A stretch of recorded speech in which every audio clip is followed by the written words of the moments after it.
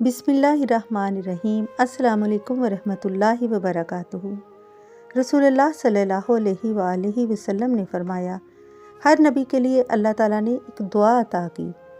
کچھ انبیاء کرام نے اس دعا کو مانگنے کی جلدی کی، لیکن میں نے وہ دعا روز قیامت اپنی امت کی شفاعت کے لیے سنبھال کر رکھی، اور وہ شفاعت انشاءاللہ ہر اس شخص کو ملے گی جب وہ فوت ہوا تو اس نے اللہ کے ساتھ کسی کو شریک نہیں ٹھہرایا ہوگا۔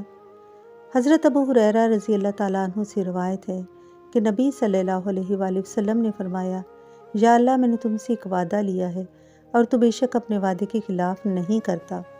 مجھ سے اگر کسی انسان کے ساتھ کوئی زیادتی ہو گئی ہو تو اس اذیت کی وجہ سے تو اس سے اپنا قرب عطا فرمانا۔ نبی کریم صلی اللہ علیہ وسلم نے یہ بھی فرمایا کہ جب تم سب دعا کرو تو یہ کبھی نہ کہو کہ اے اللہ، اگر تو چاہے تو مجھے یہ عطا کر دے، اگر تو چاہے تو مجھے رزق دے، اور اگر تو چاہے تو مجھے نعمتوں سے نواز دے، بلکہ پورے عزم سے دعا کریں اور جو بھی مانگنا چاہتے ہیں اس کو اللہ سے مانگیں، کیونکہ اللہ مجبور نہیں ہے، وہ ہر چیز دینے پر قادر ہے، اور یہ اللہ جانتا ہے کہ کون سی چیز ہمارے لیے بہتر ہے یا نہیں۔ لیکن ہمیں اس طرح دعا بالکل نہیں مانگنی چاہیے، بلکہ اللہ تعالیٰ سے ہر وہ چیز مانگنی چاہیے جس کی ہمیں ضرورت ہو۔